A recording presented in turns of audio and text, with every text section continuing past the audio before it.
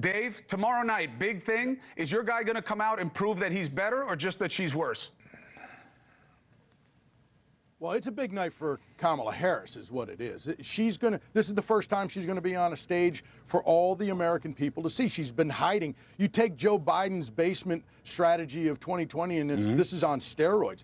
The mainstream media is culpable for not asking her any tough questions. Tomorrow night, we're going to see her on a debate stage, and we're going to see what she has to say about her open border as the borders are. We're going to see about a broken economy and inflation out of control and high interest rates. We're going to see about the job, the cooking the books on the jobs numbers that just came out last week. We're going to see a lot of things. There's going to be a lot of questions that Kamala Harris is going to have to answer for the very first time, and it's very important for her to do incredibly well because we know Donald Trump is going to be steady and smooth on his feet because, as you said in your open, he's done this a few times. You did not hear me say he would be steady or smooth. I've said he's done this a lot, and we know what he does. Amisha, what do you see in the opportunity? You just showed all the clips of him being I showed the steady clips. and I didn't think he was being smooth or anything like what you said. He won those debates. That's what you said, Trump not what the poll said. Amisha, go ahead.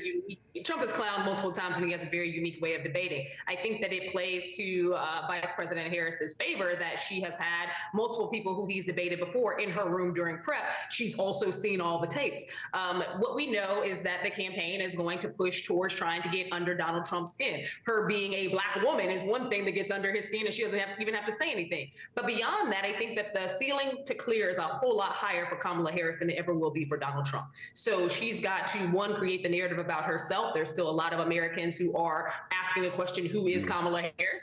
And in addition to that, she's got to also point out the things that he's done that are problematic for Americans. Specifically, right now, we're hearing all the conversations about tariffs, and we know that that's going to raise the cost for your average American. In addition to that, his reproductive rights stances that continue to flip-flop, as well as Project 2025. But moreover, she has to define her own policy goals and her own policy strategies. And I think that she's very capable of doing both. Hold on, I'll come back to you, Dave, but hold on one second. I want to bring in Geraldo. I want to bring in Geraldo, Dave, then I'll come back to you. I promise. You know everybody gets time here.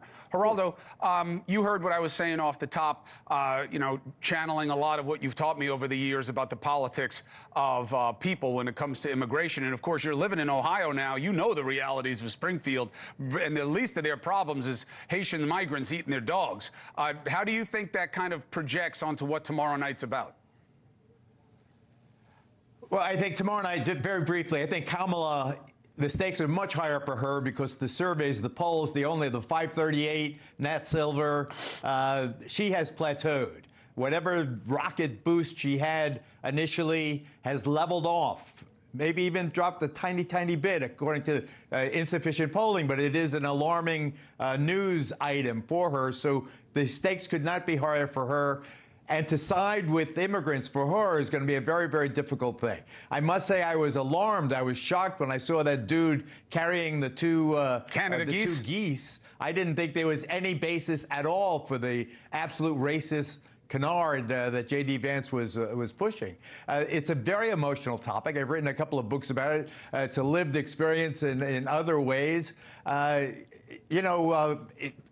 Springfield's a community, as you point out, 60,000 people. There's now 20,000 Haitians, all in recent years. You can't change a community that profoundly without having, some rough spots. And it's one thing to talk, or you look at the Rio Grande. It's one thing to talk about humanity and humanitarian approach to immigration. It's another thing when you're in the Springfield, Ohio, and for whatever reasons, whether you're sick of working for minimum wage or you have an opioid abuse problem, whatever it is, you don't want to work for minimum wage at the Honda plant or the Dole plant, which is the reasons that manufacturing boom in that town is why the Haitians are there in the first place. Well, they have skilled labor. And they are in Springfield mostly legal. Yeah. They are mostly TPS. legal. They have temporary protected status, as you point out. They are not illegal aliens. They are refugees, legal refugees. They work hard.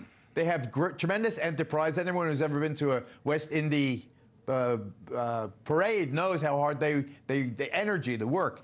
I think that Kamala's got to have the best day of her life tomorrow night. Well, look, it's probably her last best chance to take him on toe-to-toe. Hey, thanks for watching. Go to joinnn.com to find NewsNation on your screen. And don't forget, click the red subscribe button below to get more of NewsNation's fact-driven, unbiased coverage.